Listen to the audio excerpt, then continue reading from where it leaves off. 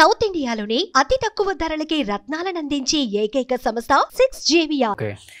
వాళ్ళు పెద్దవాళ్ళైనా గైడెన్స్ ఇచ్చారు. వాళ్ళ ఫాదర్. ఓ ఓకే, వాళ్ళ ఫాదర్. ఓకే, నేను చెప్పేది ఫాదర్ కాకుండా ఇండస్ట్రీలో పెద్దవాళ్ళు ఎవరైనా ప్రొడ్యూసర్స్, డైరెక్టర్స్ లేకపోతే హీరోస్ ఉన్నారు. కానీ నాకు వాళ్ళకి నా సైడ్ ఆఫ్ స్టోరీ తెలీదు అని నా నమ్మకం. ఓకే, ఇతని స్టోరీ వింటారు కాబట్టి వింటారు. ఈ అమ్మాయికి ఎక్కువ డౌట్స్, ఎక్కువ ఈ స్టోరీ నాకు అనుమానం అని అనుకుంటున్నారు. సార్ నాకు అనుమానం అయితే ఇతని సెకండ్ సినిమా చేయటం, ఫస్ట్ సినిమా అప్పుడే నాకు అనుమానం రావాలిగా. మరి అప్పుడు నేను ఇంకా యంగ్గా ఉన్నా. ఈ రోజు నాకు హస్బెండ్ నీడ్ ఎక్కువ ఉంది ఆ రోజు కంటే. ఆ రోజు నేను తెగదెంపులు చేసుకోగలను. ఈ రోజు ఉన్న మెంటాలిటీ ఆ రోజు కూడా ఉంది. మరి నేను ఏ రోజు సెట్కి కూడా ఎందుకు వెళ్ళలేదు సార్? కనీసం వెళ్ళి అక్కడ ఏం జరుగుతుందో ఎందుకు చూడలేదు? వాళ్ళ ఫస్ట్ సినిమా హీరోయిన్ హైదరాబాద్ వస్తే నేను తిప్పా, నా కారులో ఎక్కించుకొని ఇక్కడ పానీపూరి బాగుంటుంది, ఇక్కడ రెస్టారెంట్స్ బాగుంటాయి, ఇక్కడ ఫుడ్ బాగుంటుంది అని హైదరాబాద్ టూర్ ఇచ్చాను నేను. ఒకవేళ నేను నారో మైండెడ్ పర్సన్ అయితే ఒక ఫీమేల్ లీడ్తో నేను అలా ఎందుకుంటా? సెకండ్ సినిమా ఫీమేల్ లీడ్తోనే నాకు ఎందుకు ఇష్యూ అయింది? ఏంటి ఇష్యూ ఏంటి? అమ్మాయి రీసెంట్ గా కూడా నాకు మెసేజెస్ సార్, చాట భారతాలు ఏం పెడుతుందంటే వేరే వీడియోస్ పంపించి నేను అందరు అబ్బాయిలతో క్లోజ్గానే ఉంటాను, అలాగే నీ హస్బెండ్తో కూడా ఉన్నాను, మీ పర్సనల్ విషయాల్లో నన్ను లాక్కండి. ఏం పేరు తన పేరు? ఐశ్వర్య శర్మ. ఓకే, మీ పర్సనల్ విషయాల్లో నన్ను లాగకండి. ఎందుకు లాగుతున్నారు? అతను వదిలిన బాణం. బట్ అతని 2 బాణాలు వదిలాడు నా మీద ఇదంతా జరిగాక. నెంబర్ 1 అతని ఫ్రెండ్ వంశీ అని ఉంటాడు. అతను మొన్న నేను ఇంకో ఇంటర్వ్యూ ఇస్తే వాళ్ళకి మీకు కూడా వస్తుంది మెసేజ్ ఇవాళ, నాకు తెలిసి వంశీ భీమ్నేని నుంచి ఆస్ట్రేలియా నెంబర్ వస్తుంది. ఈ అమ్మాయి మంచిది కాదు, నేను చేసేవన్నీ ఫేక్ అని తెలిసాకంట స్టూడియో పరువు పోయిద్దంట. పోలీస్ స్టేషన్లో ఎవిడెన్సెస్ ఇచ్చాకే నాకు 65B ఏదో ఇస్తారు ఒక నోటీస్. ఎవిడెన్సెస్ ఇచ్చా, ఏమేమి ఇచ్చారో రాశారు. మరి ఇప్పుడు ఎవరు పరువు పోయినట్టు సార్? ఇప్పుడు నువ్వు ఒక విక్టిమ్ని చేశారు, అట్లీస్ట్ అడ్రస్ చేయండి, అట్లీస్ట్ ముందుకు వచ్చి ఇక్కడితో నాగండి సార్. ఒక ఎంపతి ఉన్న పర్సన్కి. అంటే వాళ్ళిద్దరు ఫ్రెండ్స్ మిమ్మల్ని ఎలా అంటే బెదిరించడానికి ట్రై చేశారా? ఇలా మాట్లాడొద్దు సార్. వాళ్ళ ఫ్రెండ్ అంటాడు, నేనంట ఇతన్ని విడదీశానంట. ఇప్పుడు నాకు చెప్పే స్టోరీ నాకేం పని సార్? సరే ఓకే, విడదీసింది ఓకే, నేను అసలు చేయలే. ఇప్పుడు ఇతని ఫ్రెండ్స్ అంటే నాకు ఎంత ఇంపార్టెంటో అతని ఫ్రెండ్స్ని అడగండి. ఏది ఈ లట్టు బుట్టు, ఐశ్వర్య శర్మ, అల్ఫియా, వీళ్ళు కాదు, ఈగల దోమలు కాదు, జెన్యూన్ ఫ్రెండ్స్ ఉన్నారు కదా ఫస్ట్ నుంచి మాతో ఉన్నోళ్ళు. నేను ఎంత వాల్యూ ఇస్తాను, ఇంట్లో ఎంత నీట్గా చూసుకుంటాను వాళ్ళంటే నాకేంటి అనేది వాళ్ళని అడగండి.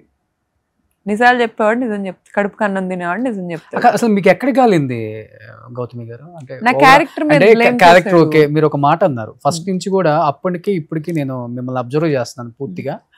ఇప్పుడు పెళ్లిగాని అమ్మాయిలతో తిరిగితే ఓకే, నేను కూడా ఓకే, ఇండస్ట్రీ ఇలానే ఉంటుంది, లేకపోతే తన కూడా ఇలానే నేను అర్థం చేసుకున్నాను, అఫేర్స్ పెట్టుకున్నాడు, లైట్ తీసుకుందాం అన్న మైండ్ సెట్కి వచ్చేసారు మీరు కూడా, వాస్తవానికి చెప్పాలంటే.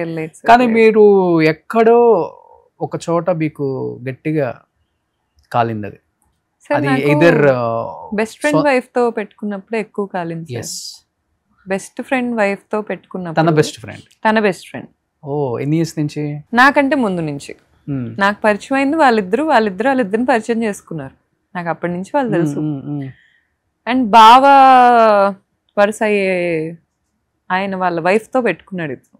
ఓకే, అక్క తమ్ముళ్ళు అవుతారు వరుసకి. కానీ ఆ అమ్మాయి ఇతను అఫైర్ పెట్టుకున్నారు. అది కూడా నాకు అవ్వలా, అక్కడ డైజెస్ట్ అవ్వలా సార్. ఇప్పుడు అతను సింగిల్ అమ్మాయిలతో తిరిగినా నాకు ఓకే కాదు సార్, నాకు ఓకే కాదు. కాకపోతే గొడవ పడేది ఓకే నేను అంటలేదు, కొంతవరకు ఓకే, ఇంకా తెలిసింది అంటే ఇప్పుడు చాలా మంది స్థాయికి వచ్చేసారు కదా. అఫైర్స్ ఉంటున్నారు, విడివిడిగా ఉన్నా కూడా బిడ్డను పెంచుకుందాం, నువ్వు నాతో ఉండకు నేను నీతో ఉండకు, బిడ్డ వరకు మన ఇద్దరం కలిసి ఉందాం అనే మెచ్యూరిటీకి వచ్చేసింది సొసైటీ. నేను అలాంటి కపుల్స్ని కూడా చూస్తున్నా. కానీ నాకు అది కూడా అవ్వలా. నాకు అతని మొహం చూడాలని కానీ గొంతు వినాలని కానీ ఆ మూమెంట్ నుంచి అనిపించలేదు. కట్టించుకున్నా. ఆ అమ్మాయి నన్ను అరిచింది సార్ ప్రెగ్నెన్సీలో. అవుట్ ఆఫ్ నో వేర్ నాకు ఫోన్ చేసి అరిచింది. నాకు వీళ్ళ సినిమాలో పేర్లు ఎందుకు కానీ మంచి వ్యక్తే, వాళ్ళ సినిమాలో ఒక క్రూ, ఒక కాస్ట్, వాళ్ళ వైఫ్ నాకు ఫోన్ చేసి ఒకసారి చెప్పింది, అసలు మీరు ఎప్పుడు రారు సెట్కి, ఆ అమ్మాయి వచ్చి స్వీట్లు పంచిద్ది ఏంటి, ఆ అమ్మాయికి ఏం సంబంధం, ఆ అమ్మాయి ఎందుకు అంత ఎక్కువ ఫీల్ అయిపోతుంది, మీరు అడగరా? నాకు ఉన్నాయి చాలండి బాబు, ఇప్పుడు మీ అన్ని నేను ఎక్కడ ఎంక్వైరీ చేయరు, ఉన్నాయి చాలు నాకు. నా బిజినెస్ కూడా అతని పేరు మీద పెట్టి కూర్చున్నా, నేను లిటరల్లీ ఆరిపోయా, ఏం చేయాలో అర్థం కావట్లేదు. ఇప్పుడు ఈ జనవరిలో నా ఏవైతే ఉన్నాయో అవి నాకు ట్రాన్స్ఫర్ చేశాడు అతను జెన్యూన్గా. ఓకే, అక్కడి వరకు ఆగొచ్చు. అక్కడి నుంచి ఏమైంది, వీళ్ళ ఫాదరు వాళ్ళ ఇల్లీగల్ బిజినెసెస్ సార్. ఇప్పుడు ఇంత జరిగాక ఏదో క్లోజ్ చేసి పాతాళంలో నేను పెట్టలేను. వాళ్ళకున్న బిజినెస్లు ఇల్లీగల్. ఏంటి బిజినెస్? వాళ్ళది పశువుల సంత ఉంటుంది హనుమాన్ జంక్షన్. సో అదొక ఇల్లీగల్ బిజినెస్. అక్కడ చాలా దందా నడిచింది. వాళ్ళ ఆఫీసర్లకు డబ్బులు ఇస్తారు, ఇచ్చి ఒక చైన్ నడుపుతారు. వాళ్ళ ఇంటి ముందు నుంచి లారీలో ఏ పశువులు వెళ్ళినా వాళ్ళకి డబ్బులు కట్టాలి. It's a rule. అక్కడ వాళ్ళు రౌడీజం చేస్తారు. ఓకే. సో వాళ్ళ ఫాదర్ ఏంటంటే బేసిక్గా వాళ్ళ మదర్ని పొద్దున్న లెగిస్తే అందరి ముందు బూతులు తిడతారు. ఆ కల్చర్ నా మీద కూడా రుద్దటానికి ట్రై చేశారు. నేను పడను sir, I'm very clear first నుంచి. అసలు అతనికి నేను పరిచయం అయిన రోజే నేను ఎంత ఇండిపెండెంట్ భావాలు ఉన్న వ్యక్తినో అతనికి. రౌడీజం చేస్తే అక్కడ పొలిటీషియన్ సపోర్ట్ ఉందా వాళ్ళకి? పొలిటీషియన్ సపోర్ట్ లేకుండా ఎలా చేస్తారు సార్? ఏ పొలిటీషియన్ సపోర్ట్ ఉందో నాకు తెలియదు. నడుస్తుంది విజయవాడలోనా? హనుమాన్ జంక్షన్ లో బాపులపాడు వాళ్ళ ఊరు. సంత నెలకి 40 లక్షలు ఇన్కమ్ ఉంటుంది వాళ్ళకి. Illegal business. ఇప్పుడు వీళ్ళ మొత్తం వీళ్ళకున్న ఏంటి ఇల్లీగల్ బిజినెస్ అదే అర్థం కావట్లేదు. ఇప్పుడు పశువులు లోడ్ వెళ్తే డబ్బు కట్టడం ఏంటి అసలుకి? సార్ నార్మల్ గా అక్కడ లైసెన్స్ ఉందో లేదో కూడా నాకు క్లారిటీ లేదు. జనరల్ గా ఒక సంత నడుపుకోవాలంటే లైసెన్స్ ఉండాలి. ఓకే. వాళ్ళకి లైసెన్స్ ఉందో లేదో నాకు క్లారిటీ లేదు. దాని గురించి మరి అక్కడ ఉన్న పోలీసులే ఎంక్వైరీ చేయాలి. అక్కడ వాళ్ళు ఏం చెప్తారంటే ఈ ఒక లైన్ కి వీళ్ళు డబ్బులు కడతా ఉంటారు చెక్ పోస్ట్ లో. చెక్ పోస్ట్ లో డబ్బులు కట్టి అక్కడి నుంచి ఏది పాస్ అయినా కూడా వాళ్ళకి డబ్బులు ఇవ్వాలి. చెక్ పోస్ట్ దగ్గర వీళ్ళ మనుషులు ఉంటారు.